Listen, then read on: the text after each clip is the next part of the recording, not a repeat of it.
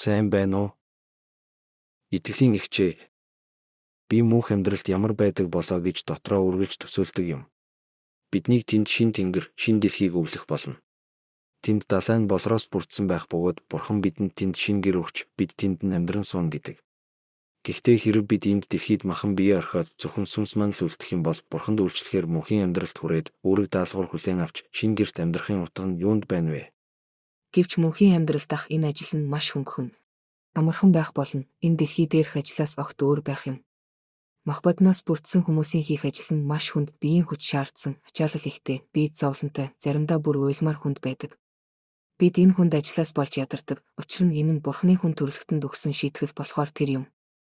Та бүхэн Бурхан Адамыг дуулуургүй байдлаас нь болж шийтгэснийг санаж байгаа байх. Бурхан Адамд хэлэхдээ өнөөдрөөс эхлээд чи хүнд хүчрээр хөдөлмөрлөх болно, хөлсөө туслуулан байж хоол хүнсээ олж идэх болно гэдэг. Энэ нь хоол хүнсээ олж идэх нь амар биш байх бөгөөд харин ч хүний гим нүглийн шийтгэл болохоор илүү хүнд хэцүү байна гэсэн утгатай юм. Харин эзний дотор амьдардаг бидний хувьд бол энэ нь мэдээж өөр юм.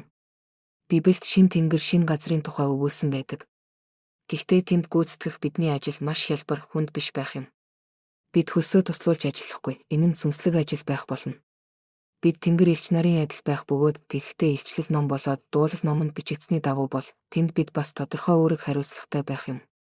Бид гэхдээ энэ шин тэнгэрт аль хэдийн оршиж байгаа. Хамгийн анх сүм дээр ирээд иш үзүүлсэг сонсоод та бүхэн юу мэдэрч байснаа санаж байгаа байх. Баяр хөөр, аз жаргал, сүнсний сэргэлтийг мэдэрч байсан уу?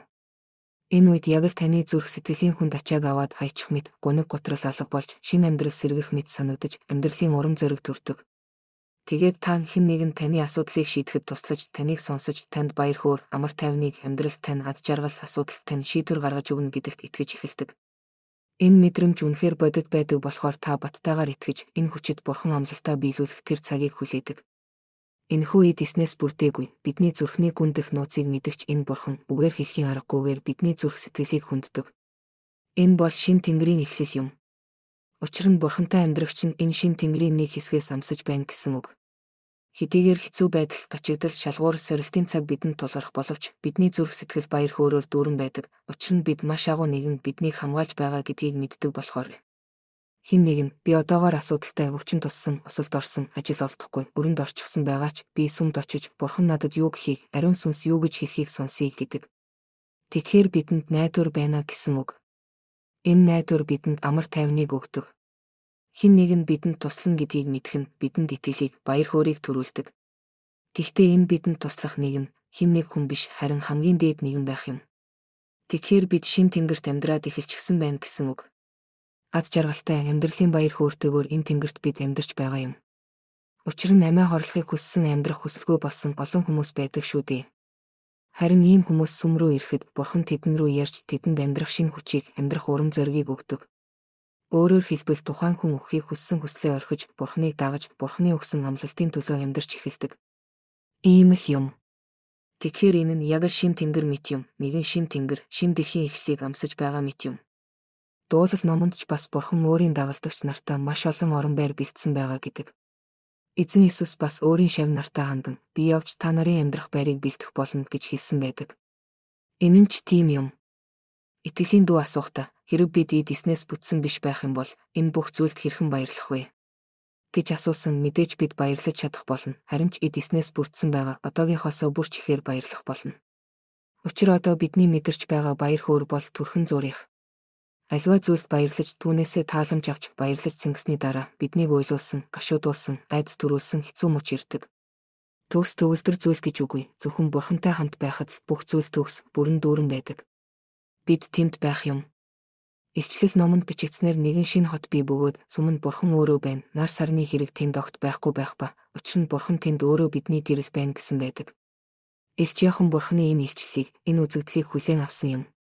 Бурханы харуулсан энэ илчлэлд түүнд үгээр тайлбарлан хэлхийн аргагүй тэнгэрлэг зүйлс маш их байсан гэдэг. Гэхдээ бидний итгэлтэйгээр хэлж чадах зүйл бол Бурханы оршихуйд амьдрна гэдэг үнэхээр гайхалтай гэдэг нь юм. Үүнийг Библи хэлсэн, тиймээс ч энэ нь үнэн юм. Дуулал номын 119-д бид Бурханы хуйлд тушаалт захирамжийг даган сахих ёстойг уншсан. Хэрэв бид түүний замыг дагвал Бурхан бидний амьдрах байрыг тэнгэрт бэлдэх бөгөөд бидний хүсэлт тааламжинд бүрэн нийцсэн тийм сайхан ажлыг, хариуцлагыг тэнд бид хүлээж авах болно. Учир нь Бурхны дэргэд байх нь бидний амьдралыг аз жаргалтай төгс төгөлдөр болгох юм. Зүгээрс бодоод үзтээ ариун сүнс өөрийгөө илчилж Бурхан амлалтаа биелүүлэхэд бид ийм аз жаргалтай байгаа юм чинь. Бурхны дэргэд байхад бидний мэдрэх аз жаргал ямар хэмжээшгүй байхыг зарим хүмүүс мөнхийн амьдралд ажиллана гэдэг төсөөлөл тэдэнд таагүй мэдрэмж өгдөг гэх нь бий.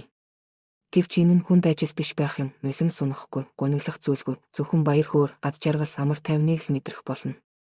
Магадгүй бидэнд хөлөөрөө явах шаардлагагүй байхгүй, харин бид нисдэг байх ч юм билүү хэн мэдлээ.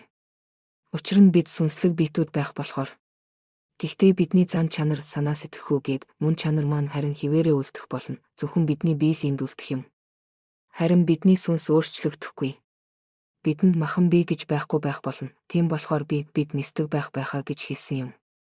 Энэ мэтчлэн бүх зүйлс илүү амархан байх юм. Гэхдээ хамгийн том баяр хөөр нь Бурхны оршихуй байх нь болно. Зөвхөн энд л ариун сүнс бидэнд рүү ярихад ариун сүнсээр бид дүүрэхдээ ямар их хэмжээшгүй баярыг бид мэдэрдэг билээ. Би маш олон хүмүүсийн төлөө залбирч байсан. Тэр дотроо нийгэмд өндөр байр суурь эзэлдэг хүмүүсийн төлөө, бүр улсын ерөнхийлөгч хийж байсан хүний төлөө залбирч өгч байснаа санаж байна. Би тэдний төлөө залбирч тэдэнд иш үзүүлэг өгөхний дараа тэдгээр хүмүүс би баяр хөөргийг мэдэрлээ, амар тайвныг мэдэрлээд гэцгээж байсан. Энэ нь тэд маш гүн гүнзгий амар тайвныг мэдэрч байсныг харуулж байгаа юм. Тэд үгээр хэлхийн аргагүй тийм аз жаргалыг мэдэрсэн болохоор тэгж хэлсэн юм. Хэрэв хүмүүс зөвхөн ариун сүнсний иш үзүүлэхийг сонсоод л ийм аз жаргалтай байгаа юм чинь Бурхны дэргэд амьдрахад ямар гайхалтай байх болоо. Хэн Бурхантай хамт байхыг хүсэхгүй байх билээ. Бид бүгдээрээ үүнийг хүсэн хүлээж байгаа. Гэвч бид эцсийн мөч хүртлээр эзэнд үнэнч байх ёстой юм. Уйдаж залхаж болохгүй. Би бүр сүмээс залхлаа. Дэлхийн амьдралаараа амьдрмаар байна гэж болохгүй. Дэлхий дээр өөртөө баяр хөөргийг өгч чадах зүйл гэж байхгүй. Тиймээс зоригтой байцгаая. Эцсийн мөч хүртлээр итгэлтэй баттай байцгаая. Бурхан биднээс үүнийг хүлээж байгаа. Эзэн хэлэхдээ биднийг мөнх амийн тэтмээр шагнана гэснийг санацгаая.